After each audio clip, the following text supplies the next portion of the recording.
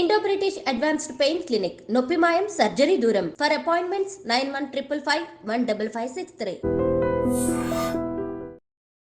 నమస్కారం, welcome to I dream. ధర్మ మార్గం విత్ విజిత కార్యక్రమానికి స్వాగతం.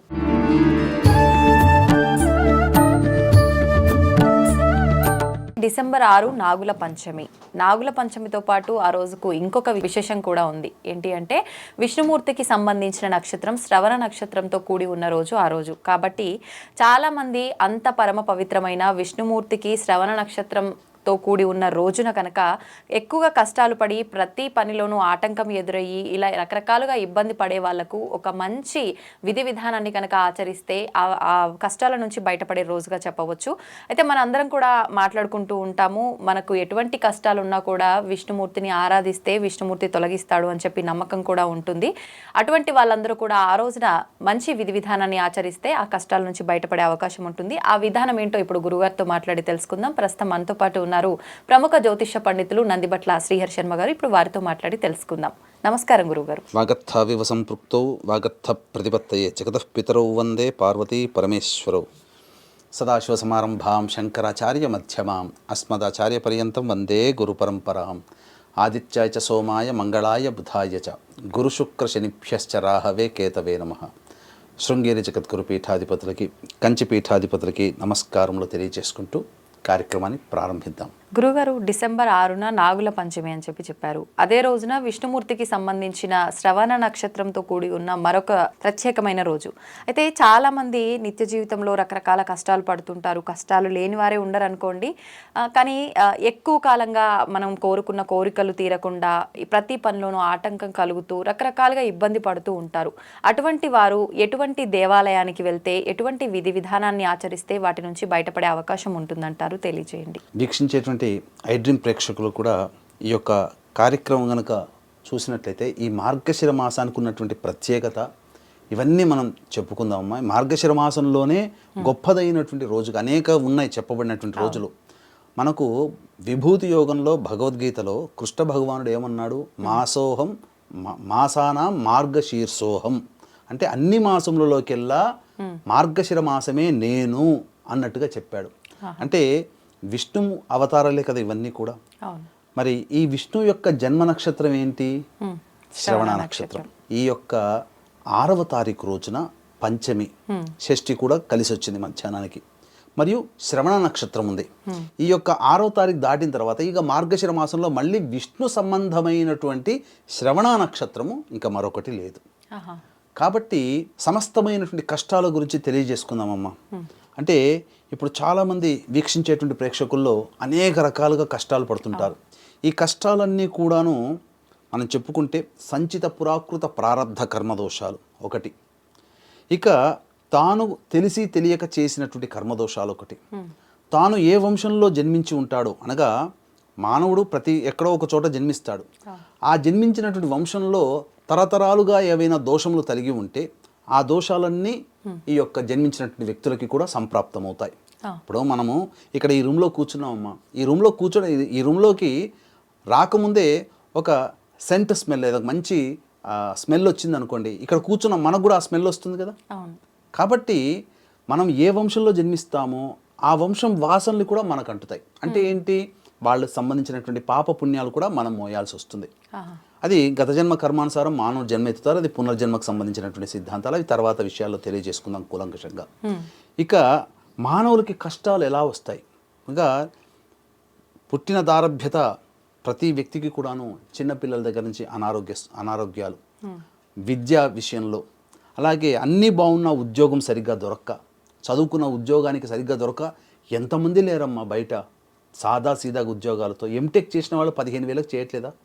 అదే బీకామ్ చదువుకున్న వాళ్ళు లక్షలు సంపాదించట్లేరా? మరి ఈ తేడా ఏంటి? కాబట్టి ఏదో ఒక దోషం వాళ్ళని వెంటాడుతుంది. కాబట్టి వాళ్ళు అంతగా వృద్ధిలోకి రాలేకపోతున్నారు. ఇక ఉద్యోగం అన్నీ బాగుంటాయి, కానీ వివాహం విషయంకి వచ్చేసరికి వివాహాలు కావట్లేరు.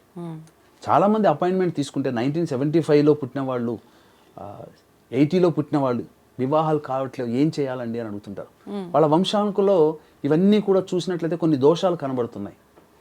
కాబట్టి వివాహాలు కాక ఇబ్బంది పడుతున్న వాళ్ళు చాలామంది ఉన్నారు. అబ్బాయిలు ఉన్నారు, అమ్మాయిలు ఉన్నారు. ఇక ఈ కాలంలో ఇంటర్ కాస్ట్ ఇంటర్ రిలీజన్ మ్యారేజ్లు జరిగిపోతున్నాయి. అవును. మనం రీసెంట్గా చూసామంటే సెలబ్రిటీస్ కూడా వాళ్ళకన్నా వయసులో పెద్ద ఉన్నవాళ్ళు, వాళ్ళు ఒక మతం అయితే ఇంకొక మతం వాళ్ళని చేసుకుంటున్నారు. మనకు పేర్లు అనవసరం, కానీ ఇప్పుడు వార్తల్లోకి ఎక్కారు వాళ్ళు. కాబట్టి ఇంటర్ కాస్ట్ ఇంటర్ రిలీజన్ మ్యారేజ్లు జరుగుతుండడం, ఇక అన్నీ బాగుండి చక్కగా వివాహమై సంతోషంగా ఒకప్పుడు పెళ్లి చేసిన తర్వాత సంతోషంగా ఉండేటువంటి వాళ్ళు. కానీ ఇప్పుడు పెళ్లి చేసినటువంటి అమ్మాయి తల్లిదండ్రులకి అబ్బాయి తల్లిదండ్రులకి బాధలే ఉన్నాయి. ఎప్పుడు ఏం గొడవలు అవుతాయో, ఏం వార్త వినాల్సి వస్తుందో, అమ్మాయి వెళ్ళిపోయిందనే వార్త, లేదా అబ్బాయి వదిలేశాడేమనే వార్త, ఇవన్నీ దాంపత్య సౌఖ్యం లేకపోవడం. పోనీ అన్నీ బాగున్నాయనంటే సంతానం విషయంలో ఇబ్బందులు పడుతూ ఉండడం. ఇక అన్ని రకాలుగా ఉన్నారు, కానీ భార్యాభర్తలు సంపాదిస్తుంటారు, కానీ డబ్బు సంపాదించినంత ఎక్కడికి పోతుందో తెలియదు. 20వ తారీఖు నుంచి మొదలు పెడుతుంటుంటారు, ఎప్పుడు 1వ తారీఖు వస్తుందా, శాలరీ ఎప్పుడు వస్తుందా అని చెప్పేసి. ఇలాంటి స్థితిగతులు ఉన్న వాళ్ళు ఉంటారు. తరచూ అనారోగ్యాలతో బాధపడుతూ ఉంటుంటారు, తరచూ ప్రయోగ బాధలతో బాధపడుతూ ఉంటుంటారు. అలాగే ఇంట్లో కుటుంబ సభ్యులతో ఈ సంబంధించినటువంటి సంబంధ బాంధవ్యాలు ఉండవు. తల్లిదండ్రుల మాటలు పిల్లలు పెడచెవిన పెడుతుంటుంటారు. అనేక దుర్మార్గాలకి బానిసలైపోతుంటుంటారు, మద్యం మత్తు పదార్థాలు వాటి వంటికి. ఇక తిరగని చెట్టు అంటూ లేదు, మొక్కని దైవం అంటూ లేదు. ఏ పాపం చేసుకున్నామో అనేక రకాలుగా మన సమస్యలు ఎదుర్కొంటున్నాం. కాబట్టి ఏ పని ముందుకు సాగట్లేదు, ఏ దైవం కరుణించట్లేదు అని చెప్పి బాధపడే వాళ్ళు ఉంటారు. గొప్పగా సంపాదించి ఒక అనాలోచిత నిర్ణయం తీసుకొని ఒక ఇన్వెస్ట్మెంట్ చేసేయడం, పూర్తిగా నష్టపోవడం. ఈ మధ్య కులశేఖర్ గారు గేయ రచయిత చనిపోయారు కదమ్మా. వారి జీవితంలో చూసుకుంటే గొప్పగా సంపాదించి అనాలోచిత నిర్ణయం తీసుకొని ఒక సినిమా చేయడం వల్ల పూర్తిగా డబ్బు నష్టపోయి రోడ్డున పాలవలసి వచ్చింది. ఇలాంటివి అంటే మచ్చుకి మాత్రమే. ఉదయ్ కిరణ్ జీవితం చూసుకోండి, ఉవ్వెత్తున ఎగిన కెరటమే కదా, అతను చూడనంటూ లేదు కదా. కానీ అకస్మాత్తుగా ఎందుకు అతని లైఫ్ క్లోజ్ అయిపోయింది, సూసైడ్ చేసుకోవాలని ఎందుకు వచ్చింది? ఇవన్నీ కొన్ని దోషాలు ఆ యొక్క కుటుంబంలో ఉంటుంటాయి. కాబట్టి ఆ దోషాల ప్రభావం జన్మించినటువంటి వ్యక్తులు ఇప్పుడు పిల్లలుగా ఉన్నటువంటి వాళ్ళ మీద పడుతుంది. ఇంకా చెప్పాలి అని అంటే, ఇక ఎన్నో ప్రయత్నాలు చేసాం, ఇక విసిగి వేసారిపోయాం అని చెప్పి బాధపడే వాళ్ళు చాలామంది ఉంటుంటారు. ఇల్లు కట్టుకోవాలనే కోరిక ఉంటుంది, కానీ ఇల్లు కట్టుకోలేకపోతారు. మొన్న ఒక అపాయింట్మెంట్ తీసుకున్నాడు, స్టూడియోలో పనిచేస్తాడు. 25 సంవత్సరాల నుంచి ఒకే దాంట్లో పనిచేస్తున్నాడు, ఎదుగు బొదుగులేని జీవితం. అంటే పెద్దగా సాధించుకున్నదంటూ ఏమీ లేదు ఆ అబ్బాయి. ఎందుకు నాకు కలుగుతుంది, నా జాతకంలో ఏం లోపం ఉంది ఇలా అన్నప్పుడు, మానవుల జీవితాలలో ఇలాంటి సంఘటనలు, దుస్సంఘటనలు ప్రతి కామన్గా ఉన్నాయమ్మా. వీటన్నిటికీ కనుక చూసుకున్నట్లయితే మానవుడు అనేక రకాల శాపాల ప్రభావం, ఇంతకుముందు మనం చెప్పుకున్నట్లుగా ఏ వంశంలో జన్మిస్తామో ఆ వంశం పూర్వీకులు తాత ముత్తాతల యొక్క తరాలలో జరిగినటువంటి దుష్ప్రభావాలని మోయాల్సి వస్తుంది. వాళ్ళు ఇచ్చిన ఆస్తుల్ని ఎలా అయితే మనం అనుభవిస్తున్నామో, వాళ్ళ హయాంలో జరిగినటువంటి దోషాలు కూడా ఆ యొక్క వంశం వాళ్ళని వెంబడిస్తుంది. ఇది ఒక దోషంతో, ఒక కార్యక్రమంతో పోయేది కాదు.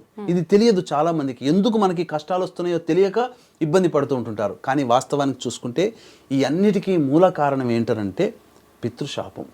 ఈ పితృశాపం ఎవరికైతే కుటుంబంలో ఉంటుందో ఆ కుటుంబంలో చాలా మటుకు ఇబ్బందికర పరిస్థితులు అనేటువంటివి ఉంటాయి.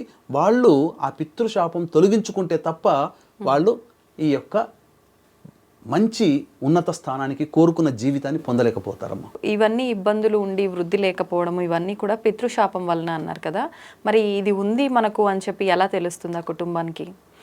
పితృశాపము అనేటువంటిది మనం గమనించుకున్నట్లయితే తండ్రి వైపు 6 తరాలు, తల్లి వైపు 3 తరాల్లో ఏవైనా దుర్మరణాలు కనుక ఉన్నట్లయితే, అంటే road accident, fire accident, suicide attempt, నదిలో బావిలో పడి చనిపోవడం, ఇంట్లోంచి వెళ్ళిపోవడం, లివర్ ఫెయిల్యూర్, కిడ్నీ ఫెయిల్యూర్, క్యాన్సర్తో చనిపోవడం, అలాగే ఈ ఇంటర్ కాస్ట్ ఇంటర్ రిలీజన్ మ్యారేజ్లు ఎవరి కుటుంబంలో అయితే ఉంటాయో లివర్ ఫెయిల్యూర్, కిడ్నీ సంబంధించిన, లివర్ సంబంధించినటువంటి క్యాన్సర్ సంబంధించిన రోగాలతో ఎవరైతే బాధపడుతూ ఉంటుంటారో, 60 సంవత్సరాల లోపల అల్పాయుషుతో ఎవరు చనిపోతుంటారు, ఎవరి కుటుంబంలోనైతే పామును చంపినా, పిల్లిని చంపినా, అలాగే స్త్రీ హత్య, గోహత్య, బ్రాహ్మణ హత్య ఎవరిని చంపినా ఇవన్నీ కూడా పితృశాపాలుగా మారుతాయమ్మా.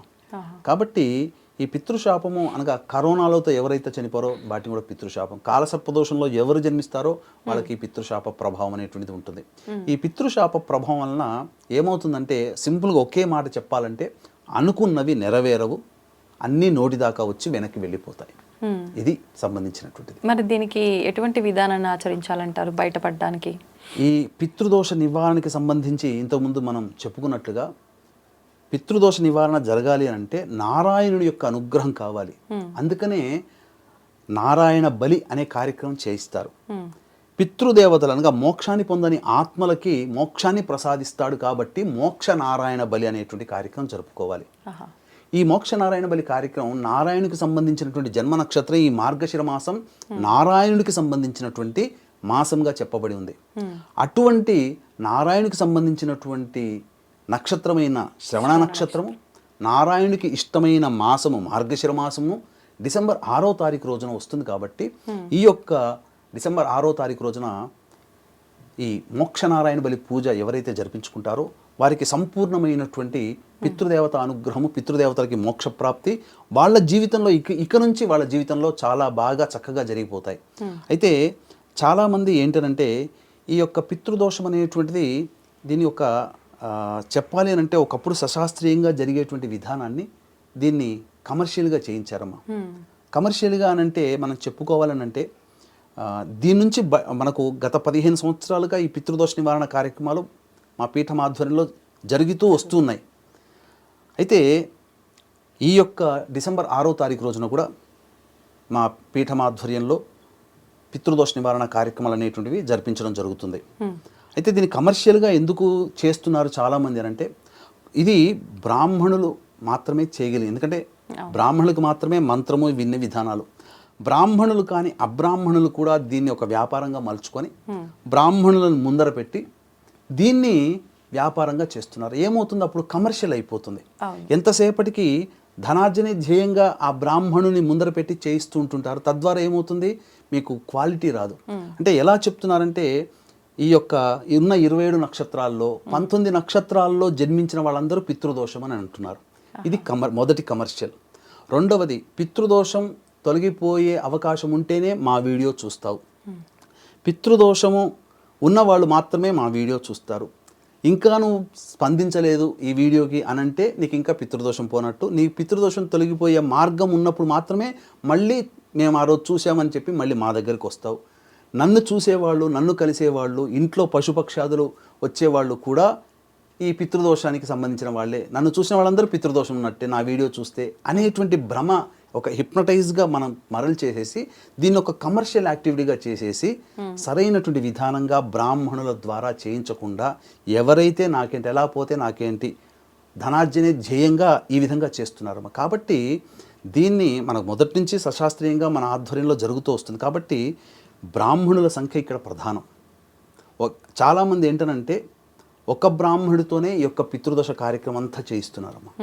ఇది చాలా తప్పు. విధి విధానాలు కనుక చూసుకున్నట్లయితే ముందుగా బ్రాహ్మణుడి యొక్క సంబంధించినటువంటి ప్రేత సంకల్పం.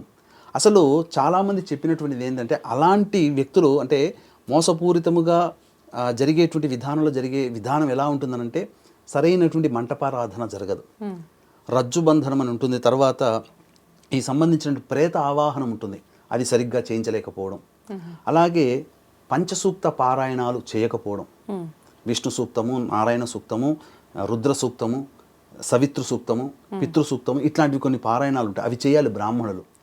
ఆ బ్రాహ్మణులు వచ్చి కూర్చొని చేయాలి, అది చేయించలేకపోవడం. హోమం దగ్గర కూడా ఒక్క బ్రాహ్మణుడే ఉంటారు కదా, ఆ ఒక్క బ్రాహ్మణే హోమం దగ్గర కూర్చొని చేయించడం. ఇది జరగాలంటే కనీసము 3 నుంచి 4 గంటల ప్రక్రియ. కానీ కమర్షియల్ యాక్టివిటీతో గంటన్నరలో అయిపోగొట్టేస్తున్నారు. అద్భుతాలు జరిగిపోతున్నాయని చెప్తున్నారు. పితృదోషం తొలగిపోతే ఏమవుతుంది అనంటే మనం చేసే పనిలో నిజాయితీ ఉంటుంది కదా, ఆ భగవంతుడు అనుగ్రహిస్తాడు. కాకపోతే ఈ పితృదోషం సంబంధించిన నివారణ పూజా విధానాల్లో అనేకమైనటువంటి ఉన్నాయి. వీటిలో ప్రతి నెల కొన్ని పుణ్యతిథులు ఉంటాయి. ఈ మార్గశిర మాసము మన పీఠం ఆధ్వర్యంలో డిసెంబర్ 6వ తారీఖు రోజున శ్రవణ నక్షత్రం ఉన్నటువంటి రోజున డిసెంబర్ 6వ తారీఖు రోజున చేయిస్తున్నాం. కాబట్టి వీక్షించేటువంటి ప్రేక్షకులు ఎవరైనా కానీ ఈ యొక్క నారాయణ యొక్క అనుగ్రహం ఎవరైతే పొందుతారో వాళ్ళకి పితృదోష నివారణ జరిగిపోయి వాళ్ళ కుటుంబంలో సంతోషము సుఖం. అంటే ఇక్కడ గమనించాల్సిన అంశం ఏంటంటేంటమ్మా, దుర్మరణం పాలైనటువంటి వ్యక్తి యొక్క ఆత్మ ఏదైతే ఉంటుందో అది మోక్షాన్ని పొందకుండా బాధపడుతుంది. ఎలాంటి బాధపడుతుందనంటే ఒక స్త్రీమూర్తి డెలివరీ అయితే ఎంత బాధ అనుభవిస్తుందో ఒక శిశువుని జన్మనివ్వడానికి అంతకి 1000 రెట్ల బాధని ఆ స్త్రీమూర్తి అనుభవిస్తుందో ఆ బాధ 1000 రెట్ల బాధ ప్రేతంలో ఉన్ననగా మోక్షాన్ని పొందనటువంటి తల్లిదండ్రులు కానీ, తాత ముత్తాతలు కానీ, అన్నదమ్ములు కానీ, బాబాయిలు పిన్నమ్మలు కానీ, మేనమామలు కానీ, మేనత్తలు కానీ, ఇలా బాబాయిల కొడుకులు, పెదనాన్న కొడుకులు, వీళ్ళందరూ ఇప్పుడు చాలామంది అనేటువంటిది ఏంటంటే భార్య మమ్మల్ని పెళ్లి చేసుకుని వచ్చింది, మా ఇంటికి వచ్చింది కదా, ఇంకా భార్య తరపు మాకేంటి సంబంధం అని అంటుంటారు. కానీ వాస్తవానికి భార్య తరపు 3 తరాలు పెళ్లి చేసుకున్నందుకు గాను 3 తరాలు లెక్క. అందుకనే పిల్లలకి పుట్టేటువంటి జీన్స్ విషయంలో చూసుకుంటే తండ్రి వైపు DNA టెస్ట్ చేస్తే తండ్రి వైపు 6 తరాల లెక్కలు, తల్లి వైపు 3 తరాల లెక్కలు. అందుకే వాళ్ళల్లో ఉండేటువంటి అనారోగ్య సమస్యలు ఏవైతే ఉంటే అవన్నీ DNAలోగా పుట్టే పిల్లలకి సంక్రమిస్తాయి. కాబట్టి ఆ విధంగా మనకు సైన్స్ చెప్పింది, మన శాస్త్రంలో ఉన్నదే సైన్స్ చెప్పింది. కాకపోతే శాస్త్రము మనకు వివరించి చెప్పలేదు, సైన్స్ రుజువుతో చూపిస్తుంది. శాస్త్రం రుజువు ఉండదు, మనకన్నిటికీ రుజువు కన్నా మహర్షుల మాటే పెద్దపీట. ఇక ఆడవాళ్ళు ఉన్నవాళ్ళు ఈ పూజా కార్యక్రమాలు చేసుకోకూడదు. కాబట్టి తండ్రి లేని బ్రాహ్మణుని కర్తగా పెట్టి చేయించుకోవచ్చు. దూర ప్రాంతాలు, విదేశాల్లో ఉన్నవాళ్ళు, అనారోగ్య సమస్యలతో బాధపడే వాళ్ళు, బిజీ స్కెడ్యూల్లో ఉన్నవాళ్ళు రాలేరు. కాబట్టి వాళ్ళ ప్లేస్లో బ్రాహ్మణుని కర్తగా పెట్టి చేయించడం జరుగుతుంది. 5వ తారీఖు రోజున బయలుదేరుతాం, 6వ తారీఖు రోజున కార్యక్రమాలన్నీ కూడా చేయించుకొని మళ్ళీ 7వ తారీఖు ఉదయం కల్లా హైదరాబాద్లో ఉండడం జరుగుతుంది. ఇలాంటివన్నీ కూడా సశాస్త్రీయముగా నిజాయితీగా చేయించుకుంటేనే ఫలితం అమ్మ. మోసపూరితమైనటువంటి మాటలతో నయవంచనకి గురైపోయి ఎవరైతే వెళ్ళిపోతారో వాళ్ళకి పరిహారం దొరకట్లేదు. తద్వారా ఏమవుతుంది, వాళ్ళు వెళ్ళామని తృప్తి కలుగుతుంది. ఇప్పుడు ఫేస్బుక్లో వంటలు వండి ఫోటో పెట్టామనుకోండి, వాళ్ళు చూసిన వాళ్ళు తిన్నట్టు కడుపు నిండుతుందా? అలాగే ఈ గంటన్నరలో చేయించడం. ఎందుకనంటే చాలామంది అనేక రకాలుగా చేయిస్తారు. దాదాపు 600 కుటుంబాలు చేయించేటివి ఉన్నాయి భారతదేశంలో. అందులో సశాస్త్రీయంగా చేయించే వాళ్ళు మంచి ఉంటుంది, ప్రతి వృత్తిలో మంచి ఉంటుంది, చెడు ఉంటుంది. కానీ మంచిని ఎన్నుకోవడం అనేది మన విజ్ఞత. కాబట్టి వీక్షించేటువంటి ప్రేక్షకుల్లో మీరు స్వయంగా వెళ్ళినా, మన ద్వారా వెళ్ళినా మీకు రుసుము విషయంలో ఎటువంటి తేడా ఉండదు. కాబట్టి చక్కగా నిజాయితీగా నిలబడి దగ్గరుండి ఈ కార్యక్రమాన్ని జరిపించే బాధ్యత మాది. కాబట్టి అవకాశం ఉన్న వాళ్ళు డిసెంబర్ 6వ తారీఖు రోజున జరిగేటువంటి పితృదోష నివారణ కార్యక్రమంలో పాల్గొని మీ యొక్క దైవానుగ్రహం, పితృదేవత అనుగ్రహాన్ని పొందవచ్చు. ముఖ్యంగా శ్రవణ నక్షత్రం చాలా విశేషమైన నక్షత్రంగా చెప్పబడి ఉందండి. ధన్యవాదాలు గురుగారు. సర్వం శ్రీ ఉమామహేశ్వర పరబ్రహ్మార్పణమస్తు.